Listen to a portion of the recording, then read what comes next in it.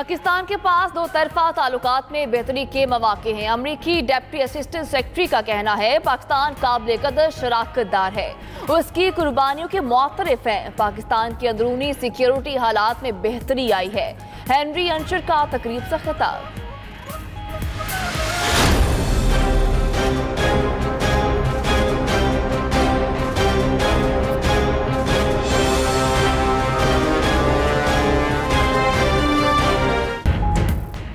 Corruption cases में फंसे शरीफ बरादरान नई मुश्किल में पड़ गए। एक इलेक्ट्रिक के सौदे में शरीफ बरादरान पर $2 करोड़ की रिश्वत की ऑफर कबूल करने का इल्जाम। अमरीकी अखबार वॉल स्ट्रीट जर्नल ने भांडा फोड़ दिया। अब्राज कैपिटल के आरिफ नकवी ने शरीफ बरादरान को रिश्वत की ऑफर की। शरीफ बरादरान के करीबी मुशीर से मुआहिदा किया। रकम इलेक्शन फंड या रिफाही काम की आड़ में देने की बात तय हुई। अखबार ने आरिफ नकवी की ईमेल छाप दी। ख्वाजा आसिफ ने खबर झूठ करार दे दी।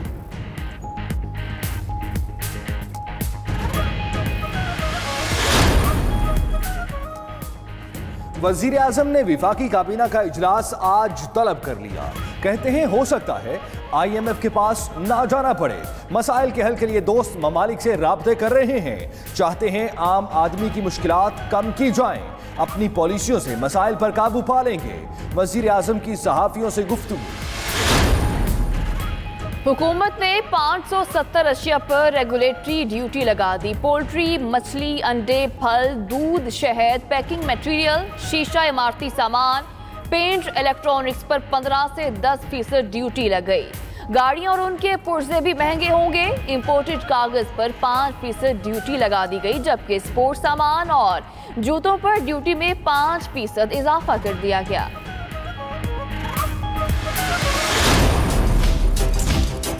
इमरान खान साहब ने कहा था कि शहबाज शरीफ और उसके बच्चों का चीन में और तुर्की में इसकी इन्वेस्टमेंट से। नैब वही बात कर रहा है, नैब अनहोली अलायंस बिटवीन PTI और नैब है कि नहीं।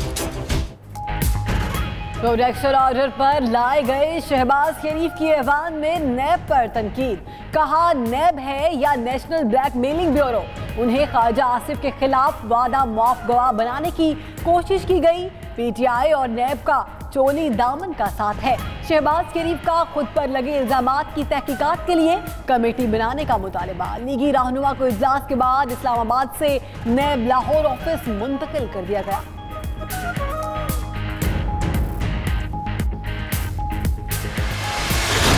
तो हमने एक चपरासी भी हमारा नहीं इस नैब में कि चेयरमैन नैब की तकर्री की जनाब खुर्शीद शाह साहब ने और PMLN ने मिलकर के की। नैब में हमने एक चपरासी भी नहीं लगाया। सब तकर्रियां इल्जामात लगाने वालों ने की। एक भी केस हमारा बनाया हुआ नहीं। फवाद चौधरी का जवाब, बोले जब भी कहते हैं मुल्क लूटने वालों का हिसाब होगा, अपोजिशन घबरा क्यों जाती है।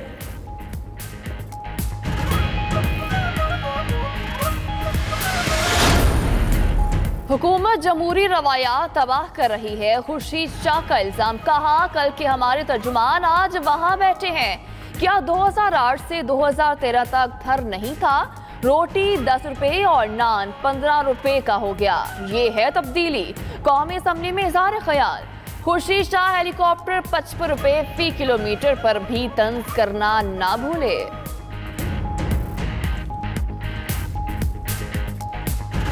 का बहुत बड़ा कारनामा है 2018 की कि जिस मुल्क में 55 रुपया पर किलोमीटर हेलीकॉप्टर हो। अप्रिशिएट भी करना चाहिए। इतनी बड़ी तब्दीली आए और फिर भी आप कहें कि तब्दीली नहीं आई है, तो ये क्या है। डेवलपमेंट एक्टिविटीज की जो रेसिपी चौधरी परवेज लाई के पास थी, इनके ख्वाबो ख्याल में नहीं आ सकती। रिंग रोड की 1 इंच जमीन चौधरी परवेज लाई ने नहीं खरीदी। The entire land was donated by Pakistan army. तरक्याती कामों की जो रेसिपी परवेज इलाही के पास थी, उनके ख्वाबो ख्याल में भी नहीं आ सकती। काफ लीग के रहनुमा तारिक बशीर चीमा का कौमी असम्बली में इजहार ख्याल। कहा जब परवेज इलाही की हुकूमत गई वो 100 अरब छोड़ कर गए। रिंग रोड की जमीन परवेज इलाही ने नहीं खरीदी, आर्मी ने वो जमीन अतिया की।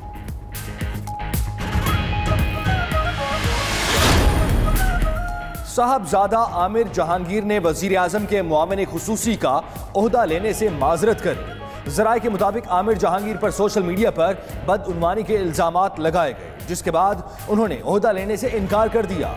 आमिर जहांगीर को गैर मुल्की सरमायाकारी के लिए वजीर आजम का मुआविन खुसूसी मुकर्रर किया गया था।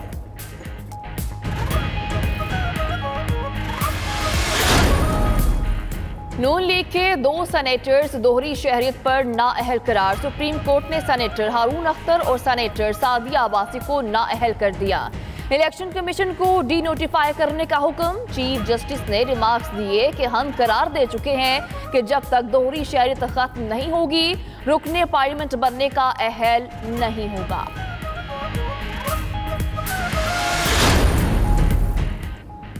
Chairman NAB justice Javed Iqbal का नैब लाहौर का एक रोजा दौरा, कारकर्दगी पर ब्रीफिंग ली। पंजाब यूनिवर्सिटी के साबिक वाइस चांसलर और असातिज़ा को हथकड़ी लगाने की इंक्वायरी रिपोर्ट पर चेयरमैन नैब की कार्रवाई। केस ऑफिसर मोहम्मद रफीक मुअत्तल। ASI को मुअत्तल करने के लिए IG पंजाब को सिफारिश कर दी।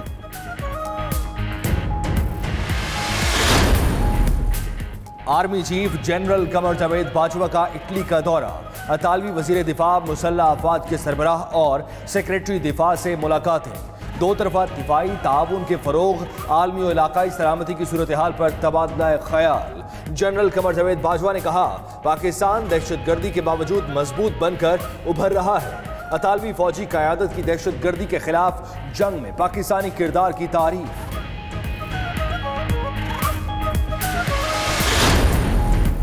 कराची में सचल पुलिस की कार्रवाई। 2 मोटरसाइकिल लिफ्टर गिरफ्तार। मुल्जिमों फैसल और तोकीर के कब्जे से छीनी गई मोटरसाइकिल बरामद। गुलबर्ग में निजी बैंक में डकैती की कोशिश का मुकदमा दर्ज। मुकदमा जख्मी सिक्योरिटी गार्ड अहमद अली की मुद्दईयत में दर्ज किया गया। मेमन गोट के एक फार्म हाउस पर पुलिस का छापा। बड़ी तादाद में असलहा और मुनशियात बरामद। 18 मुल्जिम गिरफ्तार।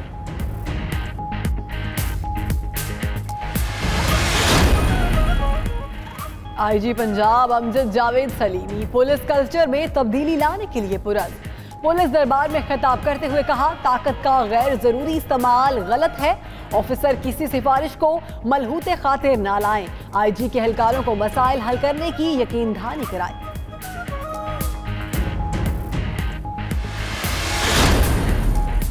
सानिया कारसाज को 11 बरस बीत गए। 18 अक्टूबर 2007 जब बेनजीर भुट्टो का कंटेनर शाहराह फैसल पर कारसाज के मकाम पर पहुंचा, जोरदार धमाका हो गया। हर तरफ चीखो पुकार मच गई। सियासी तारीख में दहशतगर्दी के बड़े वाक़े में 170 जानें गईं। जियालों की सरकार भी सानहे के असबाब व मुहर्रिकात और मास्टरमाइंड का पता नहीं चला सकी। अमरीकी इत्तेहादी तैयारों की शाम में कुर्द फोर्सेस के ठिकाने पर बमबारी। 6 अफराद हलाक, 15 जख्मी। इत्तेहादी तैयारों ने दीर अल-जोर में गलती से कुर्द बागियों को निशाना बनाया। कुर्द फोर्सेस इलाके में दाइश के खिलाफ कार्रवाइयों में मसरूफ थी। कैरिमा के शहर क्रिस्ट के कॉलेज में फायरिंग, हलाकतें 19 हो गई। 50 जख्मी। हमलावर ने खुद को गोली मारकर खुदकुशी कर ली। मुल्जिम इसी कॉलेज का तालिब इल्म था।